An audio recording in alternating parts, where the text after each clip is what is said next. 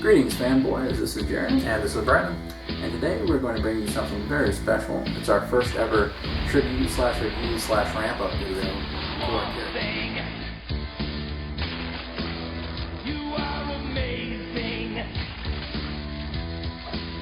You fight everything. I found out about Swamp Thing way back in the early 90s when I was a young kid, and it was when my mom started bringing home these Swamp Thing action figures for me.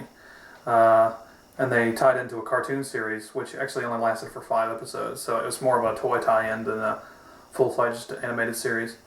But at the time, I just thought of Swamp Thing as a cartoon. Then I got to see the TV series, the live-action show on USA. Then I, watched the movies a little bit later, so I was aware of him as a movie, cartoon, TV character. I didn't know a whole lot about his DC Comics past, at that time. It wasn't until I was probably 8-10 years old that I found, old Swamp Thing comics, even some going back to the 70s, and I realized, well, this guy's, he's a DC hero, he's like Superman and Batman. So we had an interesting, they were trying to make Swamp Thing a big media presence at the time when we were young, but, that really severed him from his comic book ties, so it's funny how it just kind of came back around to that, and that's such a big deal now. For me, I found out about Swamp Thing about the same way Brandon did. I definitely was getting into toys, and I was really enamored by Swamp Thing because he was a monster superhero. I always loved monsters when I was a kid, particularly green monsters, like Frankenstein's monster and things like that. And the cartoon was coming on USA, and I just loved the cartoon so much. And I remember recording a lot of episodes of it. Then I found out that they were doing the live-action show as well on the science fiction channels where I saw it. But of course it was on USA. So clearly there was a deal made somehow, Swamp Thing, USA, to have different productions going on simultaneously. It was an interesting time. I really love Swamp Thing. The live action version kind of scared me. Yeah. And then I found out about the movies, which there was 2, of course. There was the original Swamp Thing and the Return of Swamp Thing. And I didn't really get to see them until I was older. But I just really enjoy Swamp Thing. I love him. He's a great character. When I was a kid, I loved the idea of a character that could kind of dissolve and then form himself back together. Yeah. He could kind of be anything, You get back to that monster idea. And Jared and I were talking about this earlier today when we were kind of freaking out, geeking out about Swamp Thing. When you're a kid, if you're afraid of monsters, coming after you or hurting you, that's something great for a kid to have a monster hero. It's something I don't know of anyone today. I wish the kids of today had a Swamp Thing, so they could see a monster that they didn't have to be afraid of, who's fighting for them.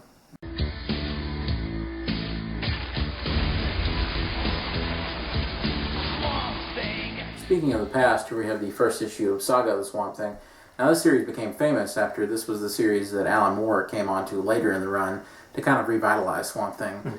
Now, most people you would talk to, most Swamp Thing fans, were thrilled with the changes that Alan Moore made to Swamp Thing. And I've always really liked them too. I think they're great changes, and they make Swamp Thing probably a more interesting character than he was before in some ways. But I've never been comfortable with some of the things that he's done to Swamp Thing, and Brandon has neither. Yeah. The first thing I'd like to talk about is getting rid of Alec Holland, the man underneath Swamp Thing.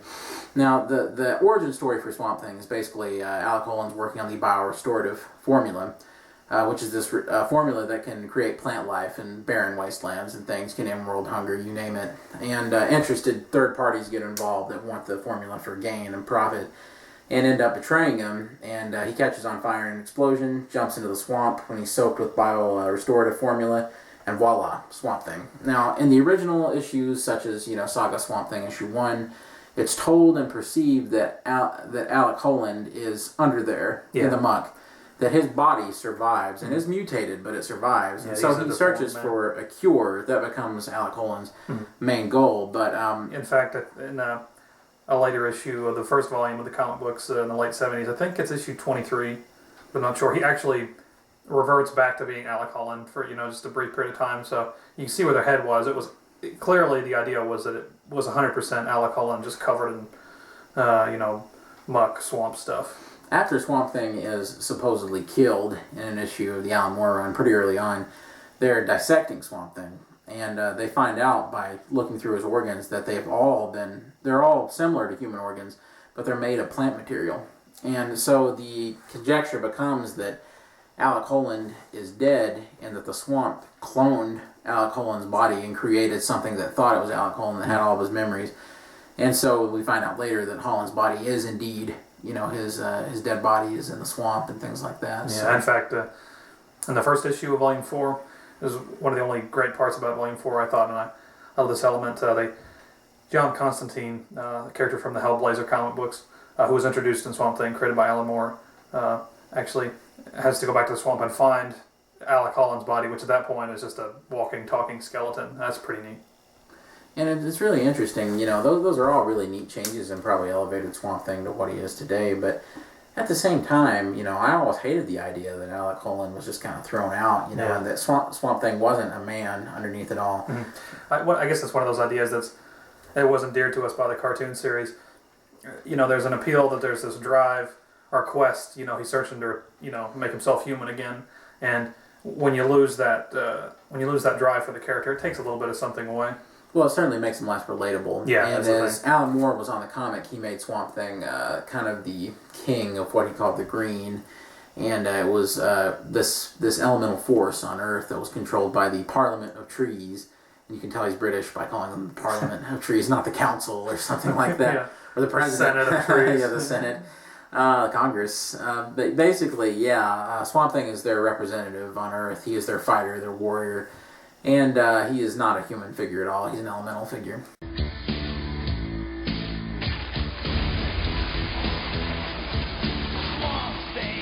We had all heard that DC had big plans for Swamp Thing, thanks to them bringing Swamp Thing / Alec Holland when they brought him back to life for a lot of the... I think it was Brightest Day. Brightest Day. And Search for like Swamp Thing. I didn't get to read that. Did you read any of it? I didn't read it, but I've read summaries of it online. I wasn't very much just, into the DC continuity they had established at that point, so New 52 was a great thing for me because I didn't feel like I was very connected to a lot of the DC continuity from the last 2 or 3 years. Before that, I was following it very closely, but I wasn't very pleased with some of it. I was checking out a lot of Grant Morrison Batman, but that was really the extent that I was following it to.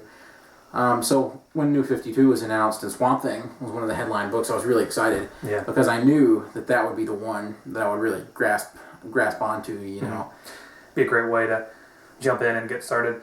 Back when we were in high school, this was in 2004, 2005, I can't remember, back when he was still part of the Vertigo imprint, they attempted to do a 4th volume of Swamp Thing, and it was pretty good. I remember reading it at the time, but it was real continuity heavy, and it was very, it was very confusing. If you weren't really involved, if you didn't know a lot about the character, I had gone back and bought just a ton of back issues of Volume 2, and then read some of Volume 3, so I was pretty prepped for Volume 4, but it's just tonally, it didn't really work for me. It delved too much into decentralized Swamp Thing ideas. It was way too far out. So that book only lasted for about 32 issues, something like that, somewhere less than a few. It's 3 years or so.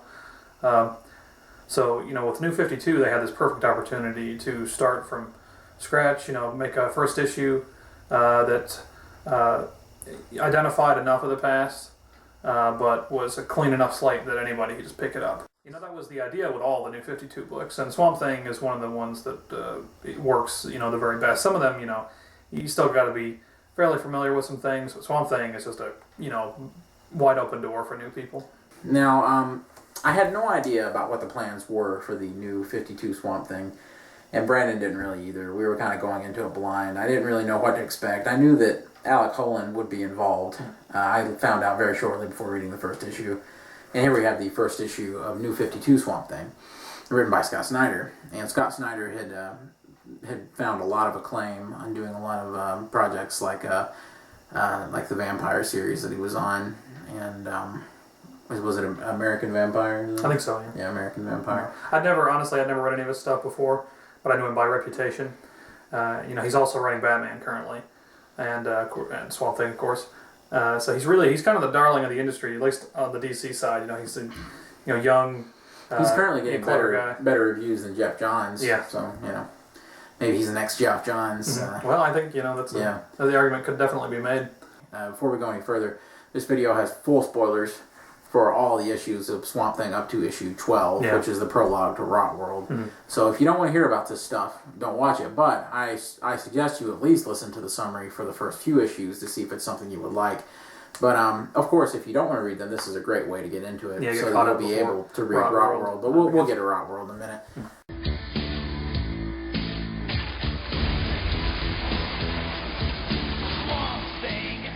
Basically, Alec Holland wakes up. He finds out that, he wakes up in the swamp naked. He's been resurrected. He'd been dead previously. And it's sort of saying that maybe some part of Brightest Day might have happened, in this revisionist continuity, but some element of that resurrection that comes over from Flashpoint is still happened. Alec Holland's still alive, but he's not Swamp Thing. But he wakes up and his whole bedroom is covered in flowers and things. The Green is constantly trying to talk to him because they want Alec Holland for a purpose. At the end of issue 1, we have this moment where this giant Swamp Thing-like creature comes to talk to Alec Holland. And I thought it was supposed to be Swamp Thing. That Swamp Thing was coming out of the swamps to talk to him because I didn't know if they considered Swamp Thing dead at this point from becoming a Black Lantern in the previous continuity or what.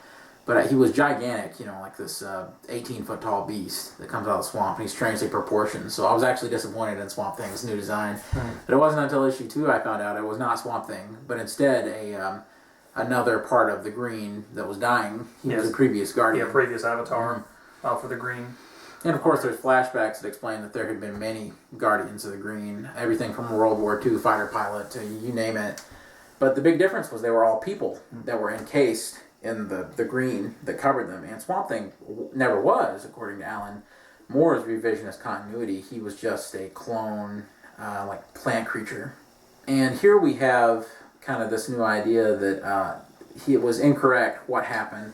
That what was actually supposed to happen was Alec Holland the Green was supposed to cover his body and transform him into Swamp Thing. Destined to become the new Guardian for the Green. He was too badly injured, in the fire, so they had to create a facsimile of Alec Holland. But now he's ready to actually become the new Swamp Thing. Of course, he wants nothing to do with it. He just wants to live a normal life because he's already confused enough as is.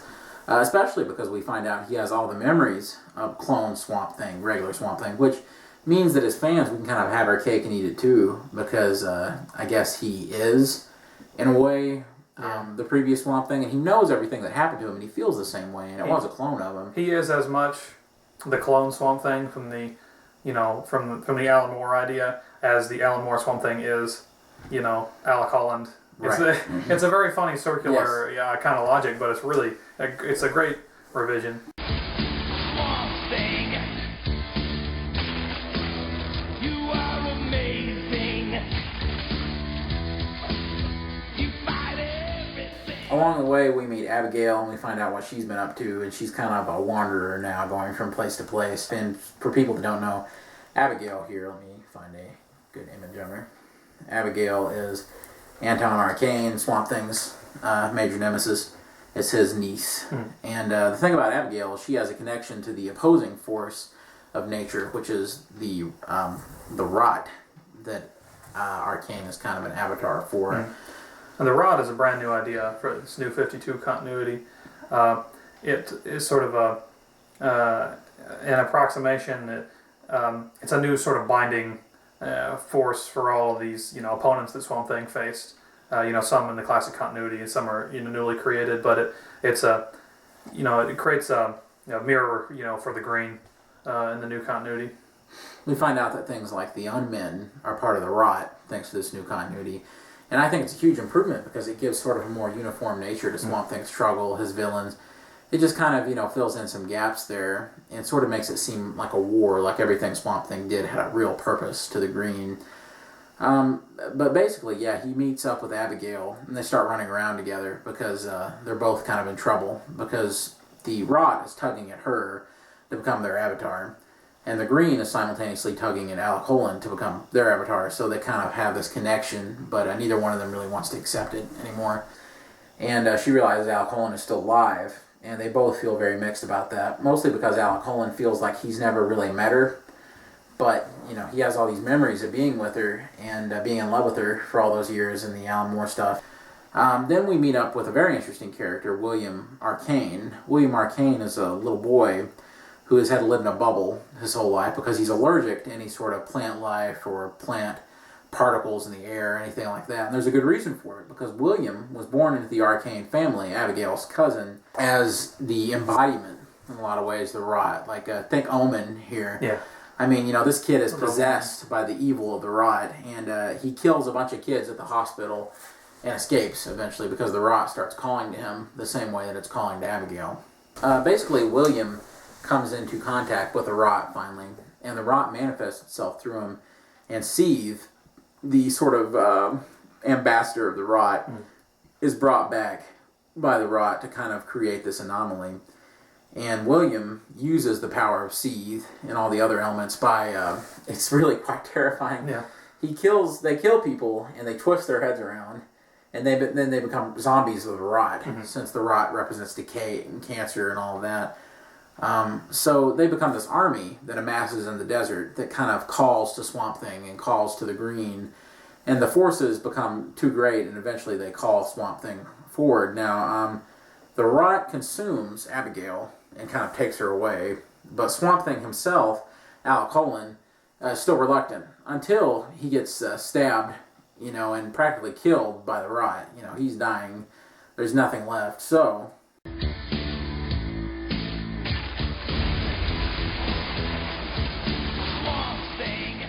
He has become Swamp Thing again, obviously. The great warrior is brought back to life. He finally accepts his destiny. basically, the Green spares his life so that he can save Abigail. And they hate Swamp Thing for it because they believe Abigail is pure evil, that he shouldn't be fooling with her. Yeah, they think she's a witch. Now, the Parliament of Trees burns down at this point. The fire catches, and they're gone. They've been obliterated. And now it's just up to Swamp Thing. He's alone. He doesn't have any support from the Parliament. He's going to make it work. He's got to do it on his own. Now, Swamp Thing, the new Swamp Thing is something of an action hero, or more of an action hero than the previous iteration. So now he gets a warrior's outfit. He's wearing a bark armor, and he's got this crown, this large crest on his forehead that looks like two twisted tree branches. And it's one of the very most brilliant designs of the New 52, redesigns of the New 52. He's also got these awesome wings that are made of leaves and moss. And Swamp Thing can fly now. And of course, Alan Moore, when he wrote the character, since he was just pure plant life like he is in the cartoon or the movies or something like that, even though he's supposed to be Alec Holland in those, and it's just not possible because his body completely deteriorates and reforms. Disintegrates out of nothing. No Alec Holland under there.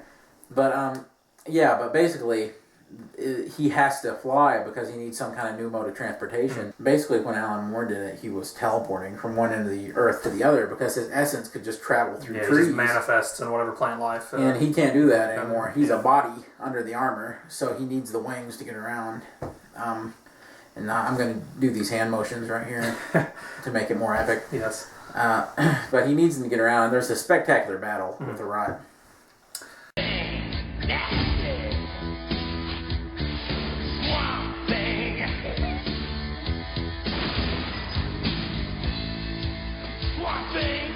Earth really needs you. Arcane is back for sure.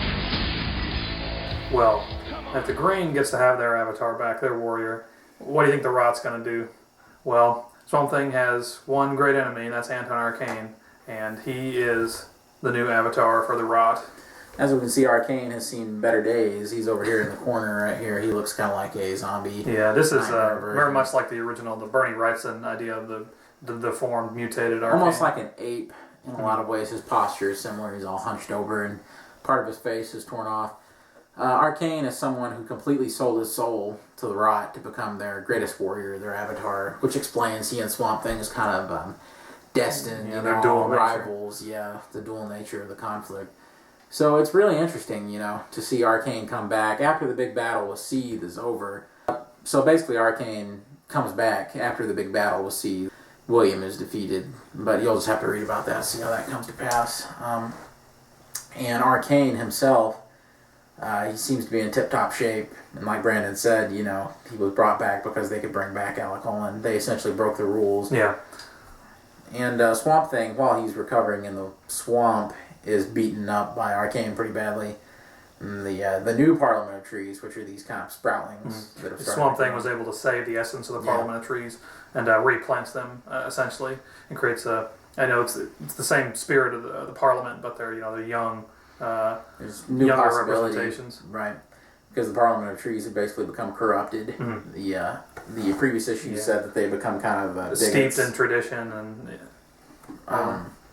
So he and Arcane have this sort of brief battle. There's really 2 issues that deal with him and Arcane, and you think it's over. But much in the tradition of other great comic mini arcs, there's this great fake out.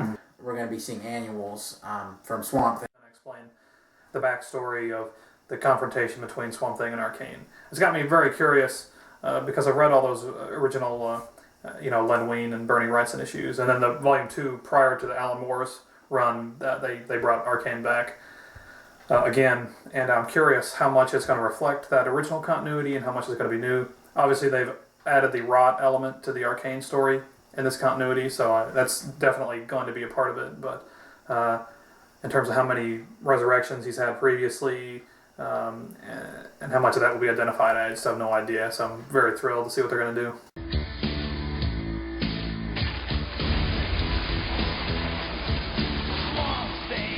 He and Buddy Benson, Animal Man, team up. They get together, and they find out that there's a portal that leads to the rod that's in the earth. Now, after these great battles that they've had with the rod, the idea is that the rod is weakened, and that they can get down there, and go after them. Yeah, take care of business before they can get any stronger. But unfortunately, it turns out that was a trick. The rot wants them out of the way. When they go into the rot portal, time is passing much more rapidly in that plane of existence. So they go into the portal, and within a matter of minutes or hours, or however long it is, an entire year has passed on our Earth. And so basically they get back out at the end. They end up out of the portal, and Arcane was waiting on them there inside of the rot, and it was a trick. And when they get out, that's given Arcane and his cronies enough time to basically ravage the Earth. And the Earth, it seems that it's implied at the end that the Earth is divided now into kingdoms. But there's the vast expanse of the rot, and then there's the Kingdom of the Red and the Kingdom of the Green. Animal Man is woken up in the Kingdom of the Red, which seems completely demolished. Dead animals everywhere, which the red is animal and flesh life on Earth. But the Kingdom of the Green seems okay, but Poison Ivy is there kind of reigning over it, and Swamp Thing wakes up there. So basically, Rot World, is on the horizon.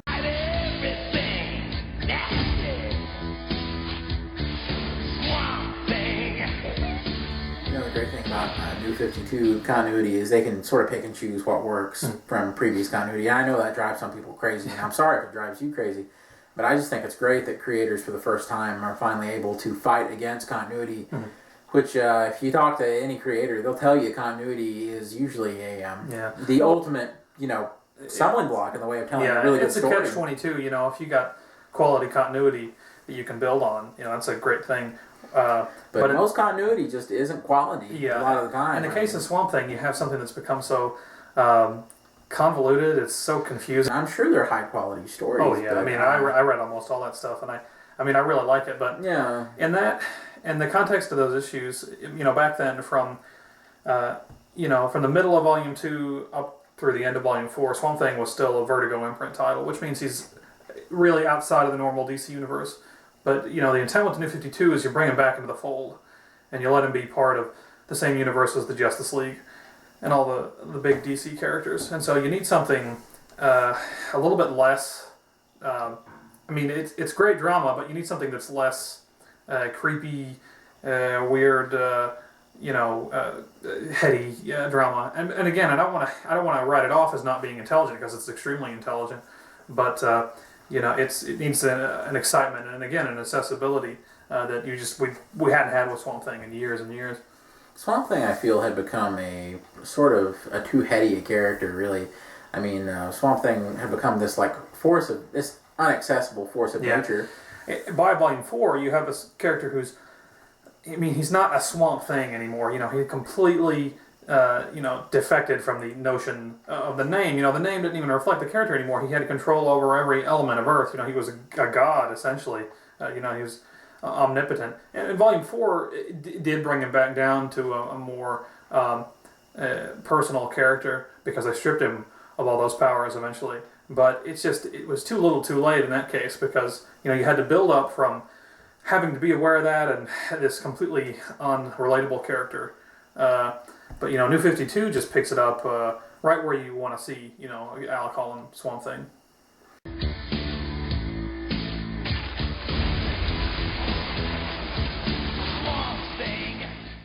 For me, Swamp Thing was he was always a great action hero. I thought there was a lot of great potential for action and adventure and excitement and all of this.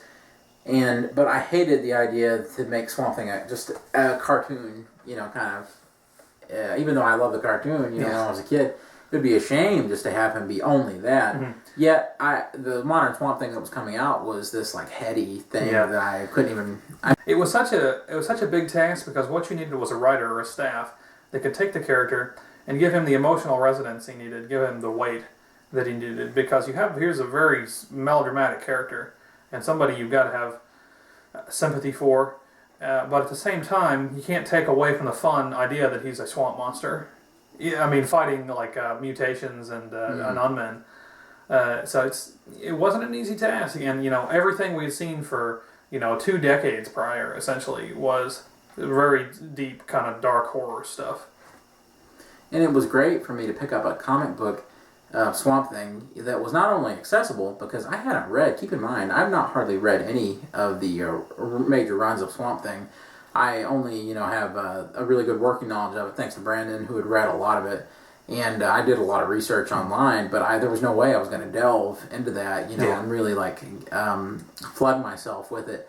Because I was waiting for an opportunity, a great event like this to where I could latch onto it and say, okay, here I can pick up Swamp Thing right here. But this isn't Swamp Thing for dummies by any means. The Swamp Thing is still, you've got to have a good working knowledge of the continuity, but not like a... If you could pick up and read the original run, I think it's 12 issues that Len Wein and Bernie Wrightson worked on together, then you've got every bit of the working base you need. You get those and Saga of Swamp Thing, which collects the early issues of the Alan Moore run, and you'll be perfectly set up. We've been talking about Swamp Thing. It's a great thing to be into. Swamp Thing is maybe the best book right now in DC Comics. It's the very best blend of horror and superhero action you can possibly get. 2 bangs for your buck. You can't beat it. I agree 100%. It's the very best book in the New 52 right now, and I think about the best thing on the shelf.